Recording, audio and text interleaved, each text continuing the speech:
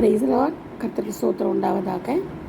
தேவன் நமக்கு என்னென்ன கொடுக்குறார், தேவன் கொடுக்குற விஷயங்கள் என்னென்ன விஷயங்கள் நமக்கு செய்கிறார், அவர் என்ன கொடுக்குறாரு, என்ன காரியங்கள் செய்ய சொல்கிறாரு அப்படின்ட்டு நம்ம பார்ப்போம். தேவன் பார்த்தோம்னா லூக்கா 11:13 பார்த்தீங்கன்னா, என்னுடைய சமாதானத்தையே கொடுக்குறேன்னு சொல்கிறாரு. நான் கொடுக்குறாரா, அவருடைய சமாதானத்தையே கொடுக்குறாராம். அடுத்தது என்ன கொடுக்குறாராம், ஜெயத்தை கொடுக்குறாராம். என்ன கொடுக்குறாரு, ஜெயத்தை கொடுக்குறாரு.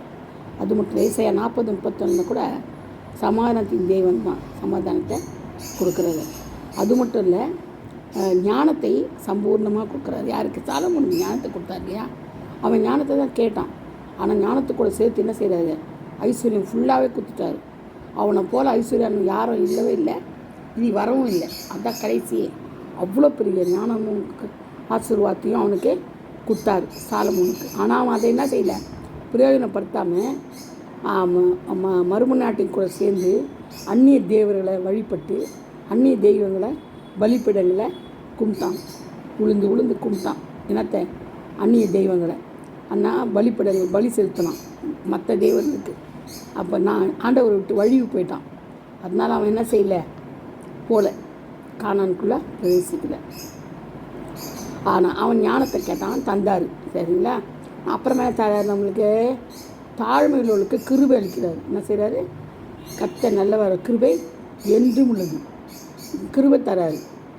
யோவான் 14:27 ஆண்டவர் கிருபை தராரு. யாக்கோபு 4:6 கூட என்ன, கிருபையால் நிரப்புங்கப்பான்னு சொல்லி என்ன செய்யணும், நான் கேட்டு நம்ம என்ன செய்யணும், ஞானத்தை பெற்றுக்கொள்ளணும், கிருபையை பெற்றுக்கொள்ளணும், சமாதானத்தை பெற்றுக்கொள்ளணும், அந்த ஜெயத்தையை பெற்றுக்கொள்ளணும். அது மட்டும் இல்லை, நமக்கு என்ன கொடுக்குறாருன்னு பார்த்தீங்கன்னா, இப்போத்தி இல்லை, அப்போவே பரிசுத்தாவியை கொடுக்குறாரு. முக்கியமாக நம்ம ஞானஸ்தானம் எடுத்து பரிசுத்தாவை பெற்றுக்கொள்ளணும். நிறைய பேர் பரிசுத்தாவை பெற்றுக்கொள்ள, அதை பற்றி அவங்களுக்கு தெரியவும் தெரியாது. ஞானஸ்தானம் பெற்றுக்கொள்ளணுமானே தெரியாது முதல்ல. அப்புறம் பரிசுத்தாவை பெற்றுக்கொள்ளணும் தெரியாது. அதனால் ஃபஸ்ட்டு ஞானஸ்தானம் பெற்றுக்கொண்டால் தான் பரலோகத்துக்கு டிக்கெட் மாதிரி. அதுக்கப்புறமா தான் அபிஷேகம்.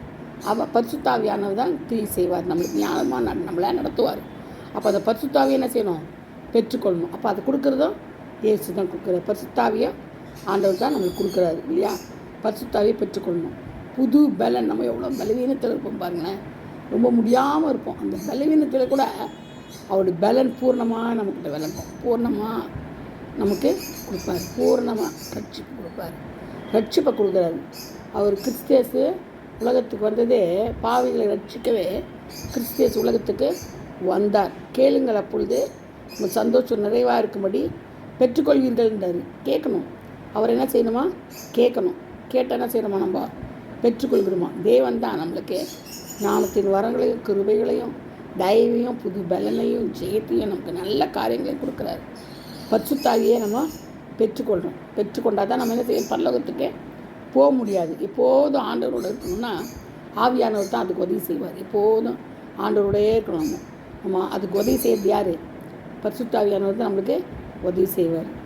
சரிங்களா? அதனால் நம்ம எதையும் விட்டுடக்கூடாது. எல்லாவற்றையும் என்ன செய்யணும், கர்த்தருக்குரிய காரியங்களில் நம்மளை வழி நடத்தணும். பயப்படக்கூடாது. யாருக்கும் மனுஷனுக்கு பயந்தோம்னா கண்ணியை வருவிக்கும்.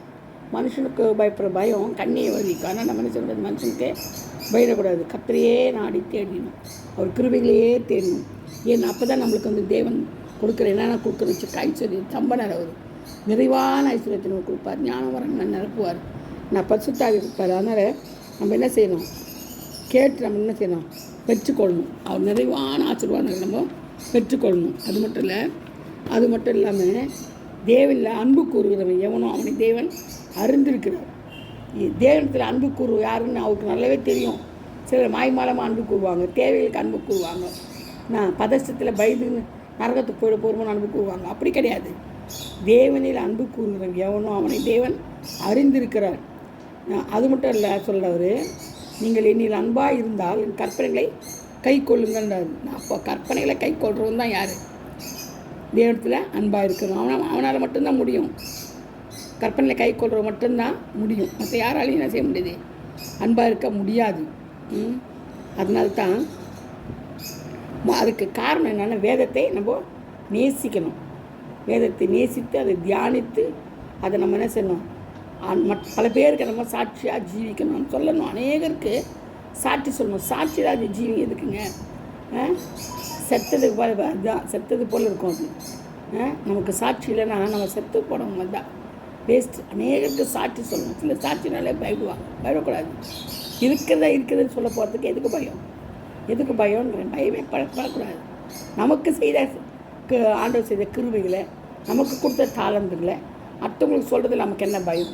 அநேகருக்கு சொல்லணுங்க, சொல்லி ஆகணும். அது நம்ம மேலே விழுந்த கடமை. மற்றவர்களுக்கு வேதத்தை பற்றி சொல்கிறது நம்ம மேல் விழுந்த கடமை. அதை சொல்கிறதுக்கு பயந்தீங்கன்னா ஆண்டவர் பரலோகத்தில் உன்னை என்ன செய்வார்? கைவிட்டுருவார், கூப்பிட மாட்டார். அது மட்டும் இல்லை, பிதா மத்தியில் உன்னை என்ன செய்வார்? எனக்கு தெரியாதுன்னு சொல்லிடுவார், கை கழுவிடுவார், எனக்கு தெரியாதே உன்னை அப்படின்னு.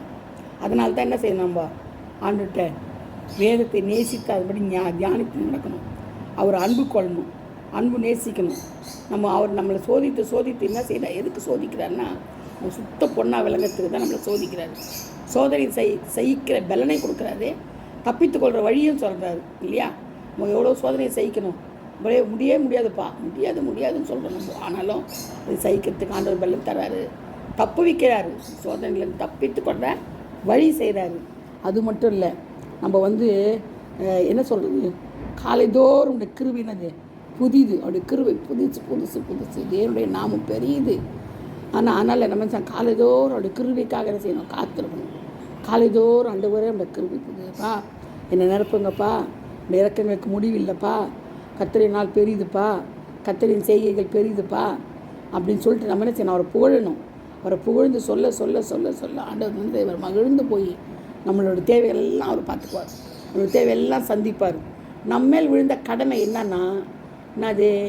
ஆண்டவர் சொன்ன சாட்சி, ஆண்டவரை பற்றி உபதேசம், வேதத்தின் ரகசியங்கள் அதை என்ன சொல்லணும்? நம்ம மற்றவங்களுக்கு சொல்ல கடமைப்பட்டிருக்கிறோம். நம்மேல் விழுந்த கடமை அது. அதனால் தவறாமல் என்ன செய்யணும்? கர்த்தருக்காக பிழைக்கணும், கர்த்தருக்காக வாழணும், அவரை நேசிக்கணும். அவர் மாத்திரம் போதும். அவரில் அன்பு செலுத்தணும். அவர் தம்முடைய அறிந்திருக்கிறார். யார்? அவருடைய பிள்ளைங்க யார் அவருக்கு நல்லா தெரியும். ஆடுகள் யாரை அறிந்துக்கிறது? எஜமானை அறிந்து போல எஜமான் தன் ஆடுகளின் சத்தத்துக்கு செய் கொடுக்குறான். ஆடுகளும் எஜமான் சத்தத்துக்கு செய் கொடுக்குறது இல்லையா? நானே திராட்சை செடி இருந்தார், நீங்கள் கொடிகள் இருந்தார். அப்போ நம்ம யார்? கொடிகள். அவர் மேலே அந்த செடியில் பறந்து நம்ம போவோம் இல்லையா? அதுதான் முக்கியமானது. அதனால் கர்த்தருடைய நாள் பயங்கரமான பயங்கரமான நாள் கர்த்தருடைய நாள். அதனால் நம்ம என்ன செய்யணும்? சீக்கிரத்தில் அவர் வரிக்கு ஆயத்தப்படுவோம். தேவைகளை ஆண்டவர் சந்திப்பார். அது மட்டும் இல்லை, நமக்கு என்ன தேவைன்றது அவர் அறிந்திருக்கிறார். நம்முடைய சிந்தனைகள், நம்முடைய யோசனைகள், நம்முடைய வழிகள், நம்முடைய பாதைகள், நம்முடைய நினைவுகளை அவர் அறிந்திருக்கிறார். அதுதான் முக்கியமானது. நினைவுகளையும் வழிகளையும் அவர் அறிந்திருக்கிறார். தாயின் கர்ப்பத்தில் அறிந்தவர். அவர்கிட்ட சொல்லிக் கொடுப்பாங்க சிலர், நீங்கள் அப்படி செய்யுங்கன்னு. அவருக்கு அதிகாரம் பண்ணுறதுக்கு நம்மளுக்கு எந்த தகுதியே இல்லை. நம்ம மண்ணிலேருந்து எடுத்து செஞ்சுக்கிறார முதல்ல ஞாபகப்படுத்திக்கணும். நம்ம யார்?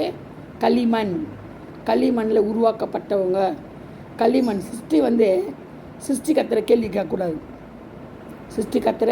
கேட்கக்கூடாது. சிருஷ்டிப்பின் வேலை அது இல்லை. சரிங்களா? கர்த்தர் தாம இந்த காரியங்கள் எல்லாம் ஆசீர்வதிப்பார். அவரோடு கூட நம்ம என்ன பண்ணணும்? சீக்கிரத்தில் அவருடைய ராஜ்யத்துக்கு நம்ம போவோம். நம்ம அவருடைய ராஜ்யத்தில் பரம அழைப்பை ஏற்றுக்கொள்வோம்.